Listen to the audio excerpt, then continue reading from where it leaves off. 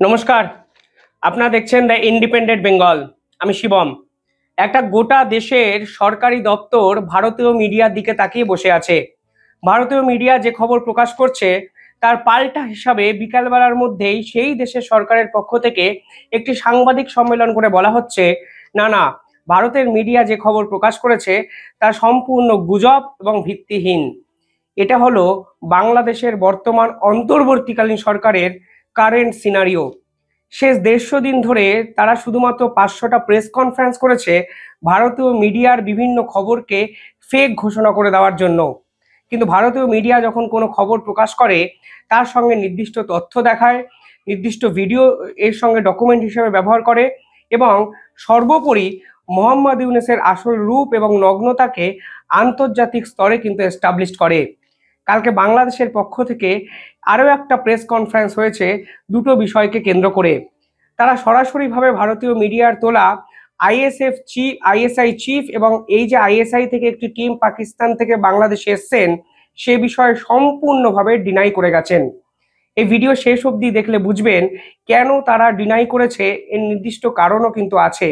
কারণ ভারতবর্ষ যখন জানতে পেরেছে পাকিস্তান বাংলাদেশ ইস্যুতে এত আগ্রাসী একটা মনোভাব নিয়েছে, তখন ভারতবর্ষ কিন্তু সীমান্তে একাধিক গুরুত্বপূর্ণ পদক্ষেপ 24 ঘন্টার মধ্যে নেওয়া হয়েছে, যা বাংলাদেশের কাছে অত্যন্ত বিপজ্জনক। অর্থাৎ নিজেদের বিপদ বুঝে আবার একটা সাংবাদিক সম্মেলন এবং সেখানে পরিষ্কারভাবে ডিনাই করা হলো বাংলাদেশের পক্ষ থেকে যে আইএসআই চিফ কেউ বাংলাদেশে আসেনি, পুরোটাই নাকি গুজব। কিন্তু আজকে এই ভিডিওয়ে প্রশ্ন করছি আমি, যদি আইএসআই চিফ বা আইএসআই এর কর্তারা বাংলাদেশে না আসে তাহলে বিমান নাম্বার EK586 এই বিমানে পাকিস্তান থেকে কারা বাংলাদেশে এসছেন, দয়া করে আপনারা সরকারি বিজ্ঞপ্তি দিয়ে জানান।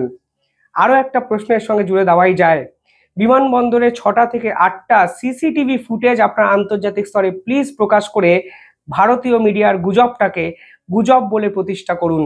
কারণ আমিও তো বলতে পারি আজকে এই চ্যানেলে বসে আপনারা যা বলছেন তা শুধুমাত্র ভারতের বিরুদ্ধে কোনো চক্রান্ত নয়, সবটাই বাংলাদেশের মানুষের সঙ্গে প্রতারণা করার মতো বড় ঠকবাজের মতো একটা পন্থাকে আশ্রয় করেছেন। সংখ্যালঘুদের উপর অত্যাচার নিয়ে যখন ভারতীয় মিডিয়া দিনের পর দিন গর্জে উঠেছে তখন আপনারা বলেছেন সংখ্যালঘুরা বাংলাদেশে ভালো আছে। আজ কতটা ভালো আছে তা চিন্ময় কৃষ্ণ দাসের এই যে পরিণতি তা দেখে আন্তর্জাতিক স্তর কিন্তু বুঝতে পারছে। ব্রিটেনের পার্লামেন্ট ভুল, আমেরিকার বাইডেন প্রশাসন ভুল, ডোনাল্ড ট্রাম্প ভুল, ভারতের নরেন্দ্র মোদীর সরকার ভুল, জয়শঙ্করের বিদেশ দপ্তর ভুল, শুধুমাত্র মোহাম্মদ ইউনূস ঠিক, তার সমন্বয়করা ঠিক, তার সাজানো গোছানো কয়েকজন উপদেষ্টা যারা পররাষ্ট্রনীতি কিংবা দেশের রাজনীতির বোঝেন না তারাই ঠিক। বিশ্বের বাকি মানুষগুলোকে ভুল ভাবার যে প্রবণতা এই বাংলাদেশ সরকার দেখাচ্ছে তা নিঃসন্দেহে বাংলাদেশ শুধু নয় আন্তর্জাতিক স্তরে মানুষদের সঙ্গে প্রতারণা সামিল বলে আমার অন্তত মনে হয়। যদি ক্ষমতা থাকে তাহলে সেদিন বিমানবন্দরে 6টা থেকে 8টার মধ্যে সিসিটিভি ফুটেজ আপনারা প্রকাশ করে বলুন ভারতীয় মিডিয়া ভুল প্রচার করছে, পাকিস্তান থেকে কেউ আসেনি, কোনো আর্মি চিফ আসেননি, কোনো আইএসআই এর অফিসাররা আসেননি, এমনকি তারা এই যে উত্তর পূর্ব বাংলাদেশ চট্টগ্রাম রংপুরে জানেনি। আপনারা পারলে যদি এই ক্ষমতাবান হন তাহলে প্রেস কনফারেন্স করে ভারতীয় মিডিয়ার তোলা এই প্রশ্নগুলোকে কার্যত নস্যাৎ করে দিন। ভারতীয় মিডিয়া কে কি বলছে আমি জানি না, কিন্তু আমি পার্টিকুলারলি চ্যালেঞ্জ করছি বিমান নাম্বার EK586 কারা পাকিস্তান থেকে এসছে, কোন ব্রিগেডিয়ার মেহেদি কাকে রিসিভ করেছেন, কতজন এসেছিলেন, তারা হঠাৎ করে বাংলাদেশ সফরে কেন এসছেন, আপনাদের দেশের সেনাপ্রধানের সর্বময় কর্তারা কেন পাকিস্তান সেনাবাহিনীর সঙ্গে মিটিং করতে গেছিলেন এবং সেই মিটিংয়ে কি নিয়ে আলোচনা হয়েছে সেটাও সরকারিভাবে প্রকাশ করুন ক্ষমতা থাকলে।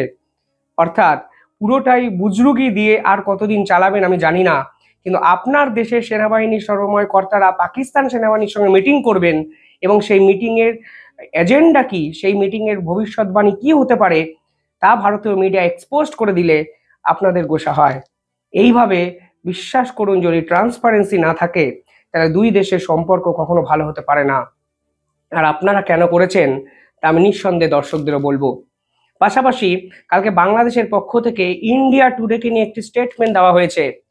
ইন্ডিয়া টুডেকে নিয়ে স্টেটমেন্ট যেটা বাংলাদেশের পক্ষ থেকে দেওয়া হয়েছে, আপনারা শুনলে বুঝবেন কতটা হাস্যকর একটা স্টেটমেন্ট। কালকে আমি ইন্ডিয়া টুডের একটি খবর নিয়ে আপনাদের সামনে প্রকাশ করেছিলাম যে মোহাম্মদ ইউনেসের যে কন্যা মনিকা ইউনেস, তিনি কিন্তু ট্রাম্প প্রশাসনের ইনভেস্টিগেশনের আওতায় আসবেন, কারণ তিনি একাধিক অ্যাডমিনিস্ট্রেটিভ জবের একটা গুরুত্বপূর্ণ পার্ট অ্যান্ড পার্সেল হয়েছিলেন বাইডেনের সময়, এবং তার কার্যকলাপ এই ট্রাম্প প্রশাসনের কড়া নজরদারিতে আসতে চলেছে কিছুদিনের মধ্যেই। কালকে মোহাম্মদ ইউনেসের এই প্রেস উইং সাংবাদিক সম্মেলন করে কি বলেছে জানেন? বলেছেন মোহাম্মদ ইউনেস কখনো হিলারি যে ফাউন্ডেশন আছে, সেই হিলারি ক্লিন্টন ফাউন্ডেশনকে কখনো কোনো অর্থ সাহায্যই করেননি। তিনি বলেছেন মনিকা ইউনেস এই যে পার্টিকুলার কেসটায় কোনো ক্ষেত্রে আমেরিকা দ্বারা কোনো ইস্যুতে বেনিফিটেডই হয়নি, অর্থাৎ বাইডেন প্রশাসন, বারাক ওবামা প্রশাসন, ক্লিন্টনরা কখনো মনিকা ইউনেস কিংবা মোহাম্মদ ইউনেসকে সাহায্যই করেনি। 3 নম্বর যে কথাটা বাংলাদেশের পক্ষ থেকে বলা হয়েছে, তারা বলেছেন পদ্মা সেতু যখন বাংলাদেশে তৈরি করার প্রজেক্ট নিয়েছিলেন শেখ হাসিনা, যখন ওয়ার্ল্ড ব্যাংক থেকে বাংলাদেশ সরকার $1.2 বিলিয়ন লোন নিয়েছিল, সে সময় মোহাম্মদ ইউনেস কোনো ক্ষেত্রে কোনো কাঠি আমেরিকার সঙ্গে করেননি।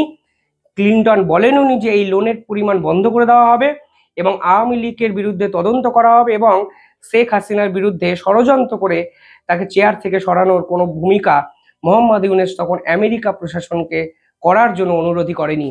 অর্থাৎ পুরোটাই সম্পূর্ণভাবে পাল্টি খেয়ে গেল মোহাম্মদ ইউনেস। আর এখানেই প্রশ্ন, ভারতীয় মিডিয়া যদি কোনো সরকারের বিরুদ্ধে এই ধরনের প্রশ্ন তোলে, তাহলে অন্য একটি রাষ্ট্র প্রেস কনফারেন্স করে সেই সরকার, যদি সরকার তুলতে আলাদা ব্যাপার, সেই দেশের মিডিয়ার তোলা একটা প্রশ্নকে নস্যাৎ করে দিচ্ছে। এই রকম ডেসপারেটনেস কেন মোহাম্মদ ইউনেসকে দেখাতে হচ্ছে? ভারত সম্পর্কে পাকিস্তান, চায়নার একাধিক মিডিয়া একাধিক দাবি করে। কোনোদিন কি দেখেছেন ভারত সরকারকে প্রেস কনফারেন্স করে সেই দাবিগুলোকে নস্যাৎ করতে হচ্ছে? মোহাম্মদ ইউনেসকে করতে হচ্ছে কারণ উনি ভয় পাচ্ছেন। তার সমস্ত অপকীর্তি দিনের পর দিন এক্সপোজ করে দিয়েছে ভারতীয় মিডিয়া।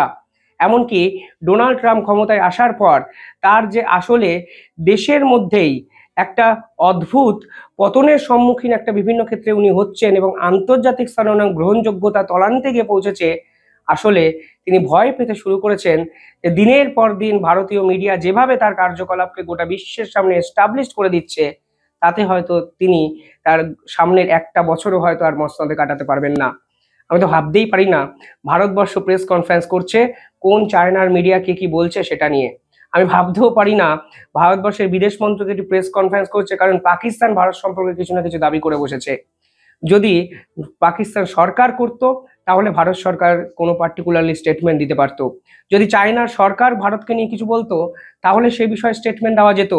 কিন্তু ভারতের কোন মিডিয়া কি বলছে এইটা নজরদারি করার জন্য বাংলাদেশের একটি পার্টিকুলার টিম নিযুক্ত করা হয়ে গেছে, সেটা ভাবলেই অবাক লাগছে।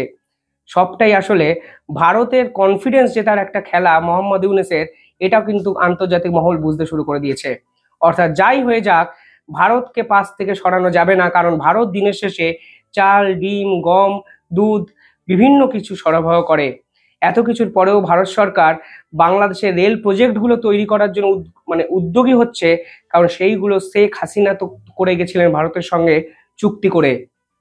কিছুটা শেষ পর্যায়ে যখন বিনাশকালে বুদ্ধিনাশ হয়, মোহাম্মদ ইউনেসের অবস্থা ঠিক একই রকম হয়ে যাচ্ছে। কেন এই পদক্ষেপ মোহাম্মদ ইউনেসকে নিতে হচ্ছে জানেন?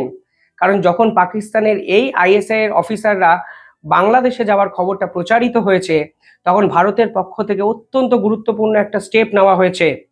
পার্টিকুলারলি শিলিগুড়ি করিডর অর্থাৎ চিকেন স্নেকে ভারতীয় বিএসএফরা অ্যাপস অ্যালার্ট জারি করেছে।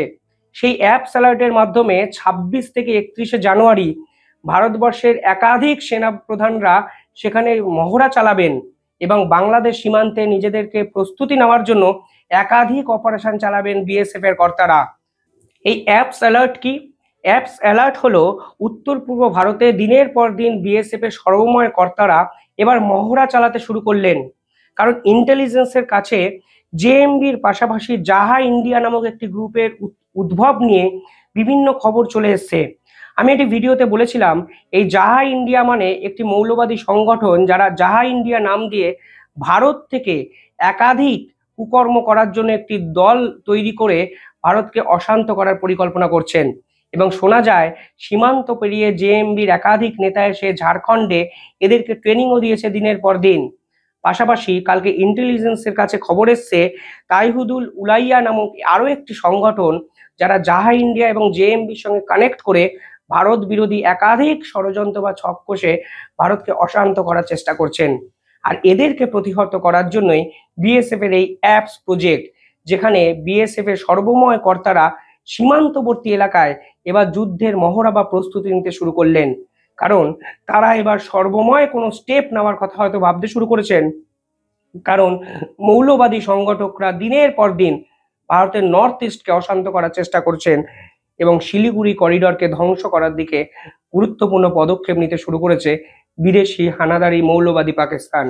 অর্থাৎ মোহাম্মদ ইউনূসের এই যে উপর চালাকি করার প্রবণতা এবং বাংলাদেশের সেনাপ্রধানের এই যে ডুয়েল স্ট্যান্ডার্ড মেন্টালিটি, তা ভারতবর্ষের অজিত দোভাল কিংবা জয়শঙ্কর যে খুব সহজেই অনুমান করতে পেরেছে, তা কিন্তু দিনের শেষে আজকে বোঝা যাচ্ছে। ভারতীয় মানে এই আর্মি অবশেষে ডেভিল স্ট্রাইকের পন্থা বেছে নিল। ডেভিল স্ট্রাইক কি? ডেভিল স্ট্রাইক হলো ভারতের যে আর্মির দপ্তর আছে বিভিন্ন ক্ষেত্রে, যেমন স্থলবাহিনী আছে, জলবাহিনী আছে বা বিমান বাহিনী আছে, তাদের যে সর্বময় কর্তা তারা কিন্তু পার্টিকুলারলি একজোট হয়ে, অর্থাৎ প্রত্যেকটা ফোর্সের সুপ্রিম অফিসাররা একজোট হয়ে একটি টিম তৈরি করে নতুন উপায়ে নিজেদেরকে সাজানোর প্রস্তুতি নিতে শুরু করলো ভারত সরকার। এবং এই ডেভিল স্ট্রাইক প্রোগ্রামটি চালানো হয়েছে 19 থেকে 21শে জানুয়ারি। অর্থাৎ সীমান্তবর্তী এলাকায় সব রকম ঘটনার জন্য ভারত সরকার তার সেনাবাহিনী, তার নৌবাহিনী, তার এয়ারফোর্স টিম সমস্ত কিছু রেডি করার উদ্যোগী নিতে শুরু হলো। সেই খবর যখন ইন্টারন্যাশনাল সার্কিটে আসতে শুরু করলো, তখন মোহাম্মদ ইউনূস পাল্টা হিসাবে সব কিছুকে ডিনাই করতে শুরু করে দিলেন। আর্মি অফিসার পাকিস্তান থেকে এসে নাকি বাংলাদেশ সেনাবাহিনীকে তৎপর করে তুলবে। কেন ভাই? বাংলাদেশ সেনাবাহিনী কি পাড়ার সিকিউরিটি গার্ড যে তাদের ট্রেনিং দেওয়ার জন্য পাকিস্তান সেনাবাহিনী থেকে লোক নিয়ে আসতে হবে? এই প্রশ্ন তো উঠতেই পারে। অথচ এই বাংলাদেশ সেনাবাহিনীর নাকি দেওয়ালে পিঠ দেখাবে না, সীমান্তে পিঠ দেখাবে না, কত বড় বড় ডায়লগ।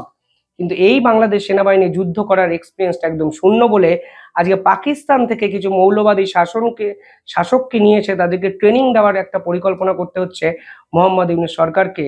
এর থেকে ব্যর্থ আর কি হতে পারে, এই প্রশ্ন কিন্তু দিনের শেষে উঠে যায়। তবে ডোনাল্ড ট্রাম্পের এই মনিকা ইউনূস কেস যেভাবে আন্তর্জাতিক মিডিয়া কভার করেছে, এর বিপক্ষে ফেক এই তত্ত্বটা শুনতে হয়তো দিনের শেষে হাস্যকরই মনে হচ্ছে। মোহাম্মদ ইউনূসের সরকার তো দিনের শেষে হাস্যরসেরই উদ্রেক ঘটাচ্ছে। কোনো জিওপলিটিক্যাল কথাবার্তা নেই, দেশের উন্নতির কোনো সম্ভাবনা নেই, শুধুমাত্র মিডিয়ায় দিনের পর দিন এসে ভারত বিরোধী কথা বলা এবং ভারতীয় মিডিয়া চালিয়ে বসে থেকে দিনের শেষে ফেক স্টেটমেন্ট ইস্যু করা ছাড়া এই সরকার শেষ 150 দিনে বাংলাদেশের মানুষের জন্য কি উন্নতির কাজ করেছেন, যদি আপনারা কমেন্টে লেখেন নিঃসন্দেহে ভালো লাগবে। কি ভাবছেন আপনারা কমেন্টে জানাবেন। এবং ভারতীয় সেনাবাহিনীর পক্ষ থেকে যে অ্যাপস অ্যালার্ট জারি করা হয়েছে এবং বিএসএফ যেভাবে ডেভিল স্ট্রাইক প্রোগ্রাম নিয়েছে, এর সপক্ষে আপনাদের কি মত নিঃসন্দেহে জানাবেন।